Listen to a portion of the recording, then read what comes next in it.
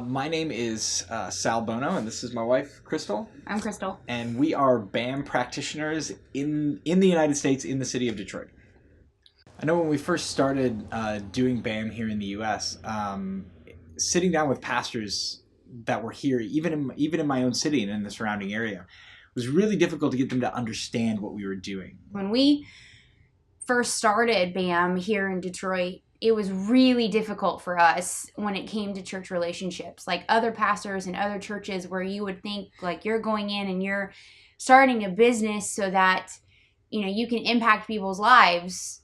Nobody understood that. It's really, really difficult to get their support, to get their backing, to get their understanding. And it really made us feel isolated, and still does at times, because it's such a difficult road to take on because it's such a new thing to the United States.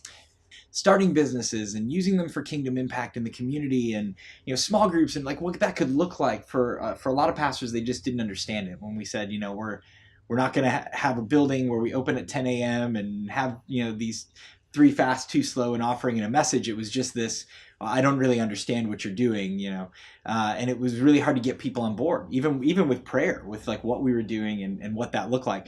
I actually really loved the opportunities that I got when we would get visiting missionaries from overseas, and I'd go out to eat with them, and we'd sit down and talk, and I would sit down and just pour my heart out and what we wanted to do here, and they would look at me like, we did that. We did that in Guatemala. We did that in Asia. We did that in, Africa. Like, I know what that's like. It's just really refreshing. That's refreshing. And it encourages us because it's actually worked somewhere else other than right here. Because it's just been, it's been really difficult to get pastors in the culture here to really grasp what it is that we're doing. But when you want to reach out to a culture of people that are not accustomed to waking up and saying, oh, it's Sunday morning, I have to go to church, or, oh, God's really been speaking this, or even have a church background, when you're trying to reach out to those people where this is foreign to them, you have to come up with new ways to get integrated into their life. And business has just been such a great opportunity for us to make those relationships and make those connections and start really opening the door to having conversations with people that are not churched and are not even thinking about going to church. And it's been huge for us here. So, American culture is different in every community, every big city. In Detroit, every neighborhood is different.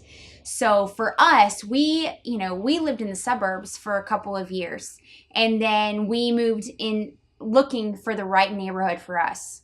So during that time, Sal worked another job, all of those things, while we were trying to learn the culture in the neighborhood that we felt fit the best for us and our family.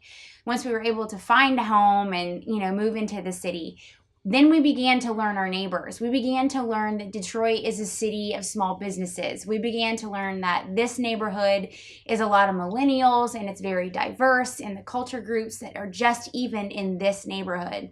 We have several church buildings that are within like a 3-block radius, and none of them are ever full. So it made us realize very quickly that there was something different needed in this area. So the concept of a 0 year is really taking time to understand your community. We didn't want to move into Detroit and just start a Bible study and start outreach and start doing these things, because we really didn't know the makeup of the community. Even growing up in Detroit, I mean, we moved here, I'd spent so much time in other cities around the United States, and most recently in spending a few years in San Francisco, and then moving back to Detroit. It's like the culture was completely different. And like you were saying, neighborhood by neighborhood, the makeup of the neighborhood, what the socioeconomic neighborhood, the percentage of poverty, the racial percentages are completely different depending on where you're at. And so when we looked at in our neighborhood and where we live in particular, like, we isolated 3 different groups of people. We have an international college, an international university right here in our neighborhood. We have small business owners, and we have half of our neighborhood is made up of people who live well below the poverty level. So we have all of these different types of people that live right here in our neighborhood.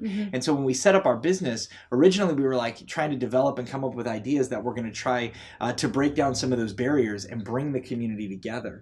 And we wouldn't have discovered any of this had we just jumped right in and said, oh, we want to start a small group, we want to start a church, we're going to start this exact thing. We wanted to get to know the people that live here, the makeup of our community first, and then really prayerfully ask God, okay, what is it that you want us to do, and how is it that you want us to reach these people through B.A.M. and through doing business here in Detroit? Doing B.A.M. as a family, it has its perks because we're able to work together. We're able to, the kids are able to see a lot of what we do from a missional standpoint, which I think is really, really important. I think that's the most positive thing, honestly, because as a family, it's great, and we love to work together and all that. But I think for me, our kids being able to see the impact that the business has missionally to the homeless, to the people that are affected, through our faith, I think that is the most positive. But it also has its struggles. Yes. It also has its challenges. I think as much as they see the positive, I think they see the negative too. Like, I mean, it's hard. You're starting a business, Yeah. it's not, and that in and of itself is difficult. And when you try to wrap in, like there are people who, you go, overseas, or you go to another city and you're a missionary, and that's one thing. And then you add a layer of business on top of it where you have bottom lines and productivity and employees and no investors. No investors. Yeah, it's a whole nother animal. So it has its complications and its challenges. But we really do fully believe that this is 2017 and going forward in the 21st century. Like this is missions. This is missions, not just abroad, but here in the United States. Here in the United States, yeah. Well, I think there's a different level of. Obviously there's awesomeness. faith. Is it a different level of awesomeness? Let's go. So I think there's a different level of involvement. Not only is he an entrepreneur and he's a workaholic, but also to be successful, you have to have the faith aspect. So I think that, it's completely different. The reason we started these businesses is for the fact of impacting the community for Jesus. And so you have to have that relationship there that's completely different than just a regular entrepreneur, I think. There's a whole other filter in which you try to see what is successful. That's what does success mean? Success doesn't always mean we made a bunch of money. Success could mean, this business didn't really make any money right now, but there's significant community impact, and we have to look at that. As an entrepreneur, you measure, you have these benchmarkers in the way that you measure success, and as a B.A.M. entrepreneur, it's not always the financial bottom line. There are other things and other factors and other lenses that you try to look at and then qualify and quantify what does success really look like for this business. Yeah, and just as encouragement, like that's difficult. So if you get off mission, it's okay. You just get back on.